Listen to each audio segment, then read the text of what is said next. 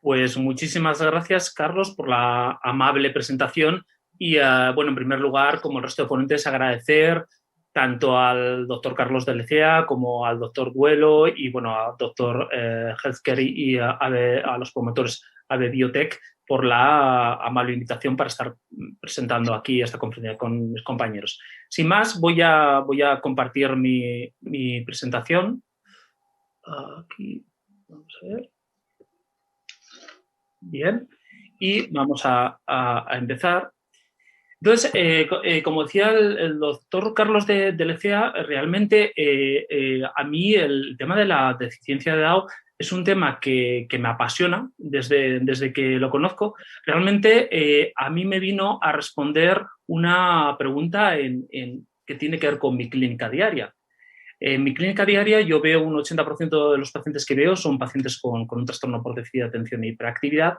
Y el caso es que muchas veces bromeo con compañeros del hospital que se dedican a alergias en referirles, ¿no?, que a veces parece más una consulta de alergología, ¿vale? Y bueno, de hecho, en el año 2018-2019 pues dirigí un trabajo fin de grado en relación con esto, ¿no? Y nos encontramos que el 50% de los pacientes, de mis pacientes, tenían alguna patología atópica, y cuando fuimos a mirar los niveles de inmunoglobulina E, pues resulta que los niveles están por encima de 300 basal, ¿no? O sea, con lo cual pues sigo bromeando, pero con datos objetivos. El caso es que esa relación, cuando aparece en escena Carlos de Lecea y el resto del equipo con la DAO, empieza, digamos, a responder una serie de hipótesis que se habían, digamos, germinado en mi cerebro, ¿no?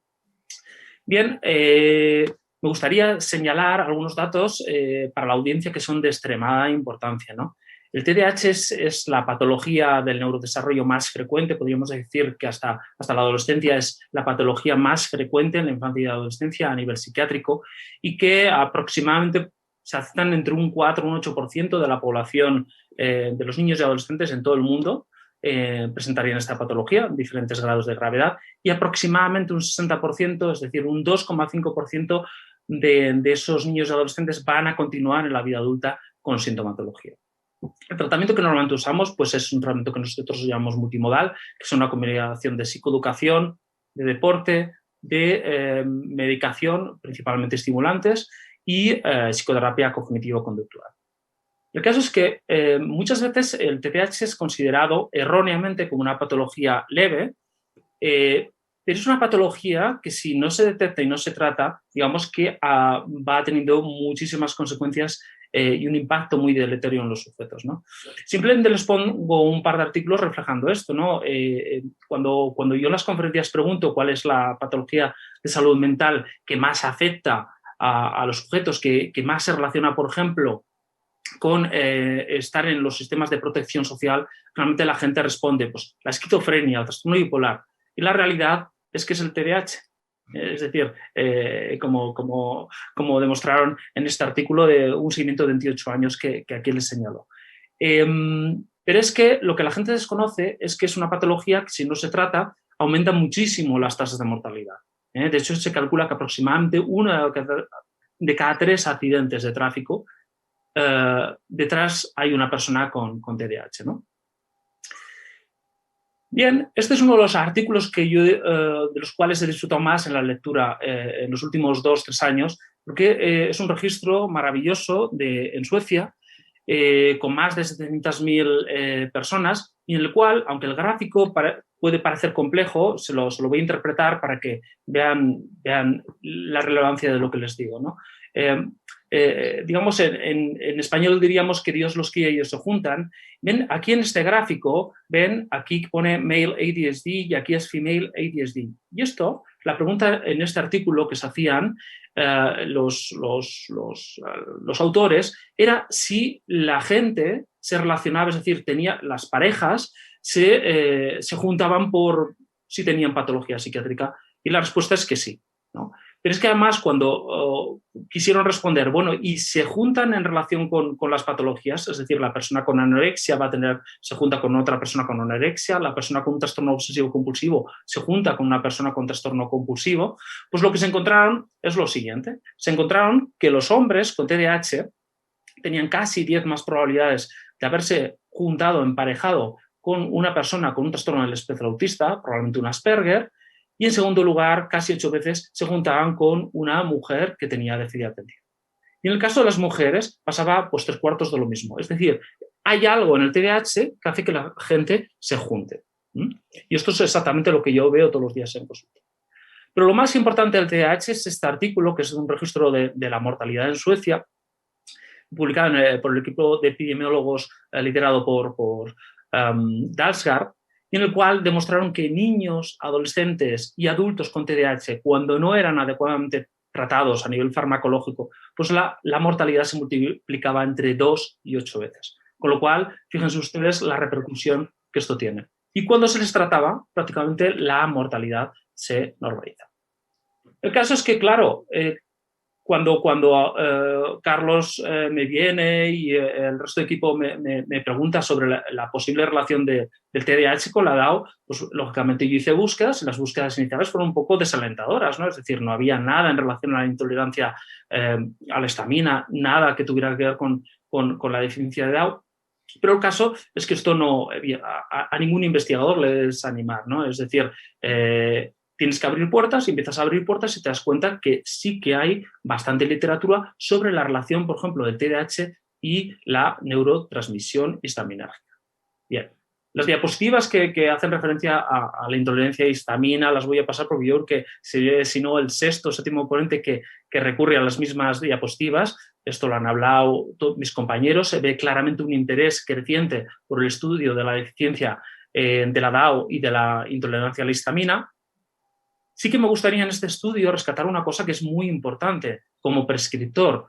Esto es algo que yo desconocía totalmente y hay un gran número de fármacos que se prescriben con gran frecuencia, no solo en psiquiatría, sino por todos los médicos, que disminuyen la eficacia de la DAO. Con lo cual, efectivamente, como decían los ponentes anteriores, ante la intolerancia a la histamina y la deficiencia de DAO, claro, podemos estar ante una deficiencia de DAO genética o podemos estar ante fenocopias, es decir, gente que quizá genéticamente no tenga deficiencia de DAO, pero que por causas externas, porque ha consumido alcohol, porque ha hecho un esfuerzo físico muy importante, porque le hemos prescrito una INES, porque le hemos prescrito otros fármacos que bajan la DAO, porque ha tomado muchos alimentos ricos como los plátanos, tomates, etcétera, etcétera. Es decir, vamos a tener fenocopias de esos pacientes que tienen una deficiencia genética de DAO, ¿no? Y esto es algo tremendamente interesante. Esta ya lo hemos hablado, ¿no? Posibles sintomatologías, ya lo han hablado extensamente mis compañeros, lo mismo que con el tema de las migrañas, que es un tema que nosotros estamos ya recogiendo sistemáticamente y cómo, bueno, pues mucho de esta sintomatología se podría aliviar con la suplementación externa de diaminooxidasa. Bien, volvemos un poquito al TDAH, las comorbilidades médicas. Bien, el TDAH no solo es una patología que tiene mucha comorbilidad psiquiátrica, sino que tiene muchísima comorbilidad médica. Miren, este es un artículo que nosotros vamos a replicar en breve, y entonces, que motivó la elaboración de ese trabajo fin de grado. Entonces estos autores encontraron algo que casaba con lo que yo veía todos los días, ¿no? Y es decir, yo cuando evalúo a mis niños con TDAH es que la inmensa mayoría de ellos tienen sintomatologías de pues una rinitis alérgica, una asma, intolerancias alimentarias, etcétera, etcétera. Y lo que encontraron estos autores fue precisamente unos niveles de inmunoglobulina E muy elevados en los pacientes con TDAH. Fíjense, los niveles que estos autores reportaron son prácticamente los mismos que yo estoy viendo, alrededor de 300-350 de inmunoglobulina basal. Y estoy hablando de niños con TDAH. No estoy hablando de niños que vienen a mi consulta por asma, ¿no? Y un nivel de hipereosinofilia en torno al 5%, que es exactamente lo mismo que nosotros estamos encontrando. Bien. Claro, ¿cuál es el papel de la DAO aquí? De la histamina, la intolerancia a la histamina, ¿puede ser la explicación de esta relación? Bien, El caso es que, como les digo, hay mucha relación, cada vez hay más evidencia del TDAH con los procesos atópicos, alérgicos, y entonces uno se tiene que preguntar cuál es el papel de la histamina en todo esto. El caso es que aquí tenemos que tener en cuenta al menos 3 factores que son fundamentales. Tenemos, por un lado, la histamina a nivel corporal. Por otro lado, tenemos la histamina y esta enzima, la HNMT, en el cerebro, que degrada a nivel cerebral la histamina. Y tenemos la inmunoglobulina E. Y tenemos que recordar que la inmunoglobulina E no pasa la barrera hematoencefálica. Con lo cual, yo sospecho que debe haber un equilibrio inestable entre la histamina a nivel corporal y la histamina a nivel cerebral, que esto es un tema muy poco estudiado, y que en este equilibrio la DAO va a ser crítica. ¿Bien? Hay modelos animales muy bien estudiados, ¿no? Por ejemplo, el papel de la histamina en los trastornos del espectro autista, que no podemos olvidar que cuando estamos hablando de TDAH, se trata del principal de los trastornos del neurodesarrollo, pero que el primo hermano son los trastornos del espectro autista y que la comorbilidad es extremadamente frecuente, así como la comorbilidad también con tics, que probablemente también pueden estar relacionados con la deficiencia de Down, ¿no? El caso es que hay modelos animales que se basan en pues el aumento de prevalencia de trastorno del espectro autista en mujeres que estuvieron estando embarazadas, usaron ácido valproico, ¿vale? Y parece que efectivamente las vías histaminérgicas serían críticas, ¿no? en el tema de la modulación de la sociabilidad, ¿no? Este es otro estudio, realmente un estudio quizá, en mi opinión, demasiado determinista, ¿no? Porque los autores vienen a señalar como que de alguna manera el uso de antihistamínicos en los 2 primeros años de la vida luego se relacionaban o serían la causa de un aumento del TDAH. Yo creo que esto no es así, lo que creo es que hay una relación, hay una relación de asociación, pero creo que no es una relación causal. Lo que creo, de hecho, que lo que está marcando es que esos niños estuvieron en tratamiento con antihistamínicos precisamente porque tenían patología,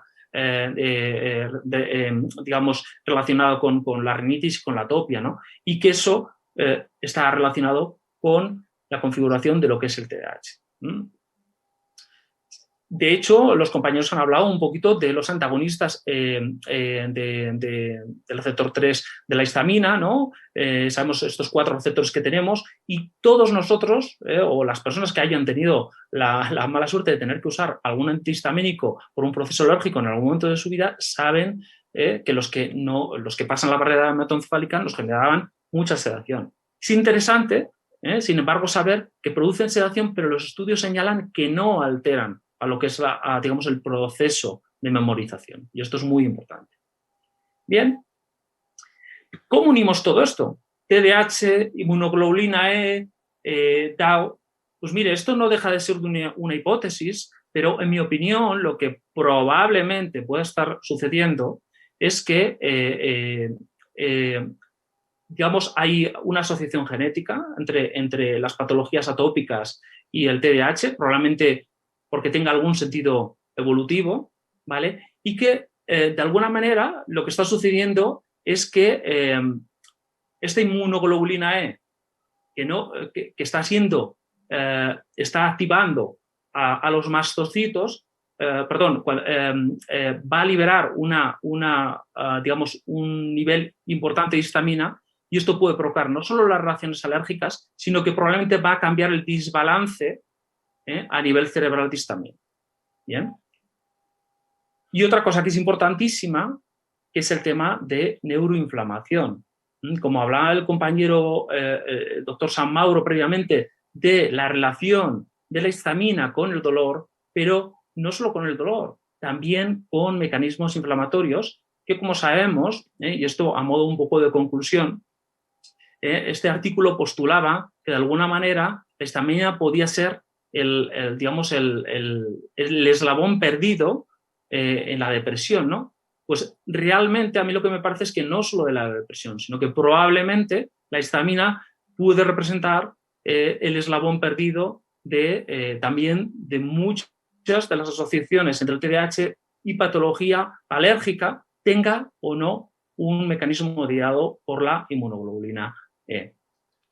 Simplemente les pongo unos datos de este trabajo fin de grado, en el cual pues nosotros encontramos que, esto todavía no lo tenemos publicado, pero que aproximadamente el 50% de nuestros pacientes presentaban patología atópica y más de un cuarto de los pacientes tenían niveles por encima de 300 de inmunoglobulina E.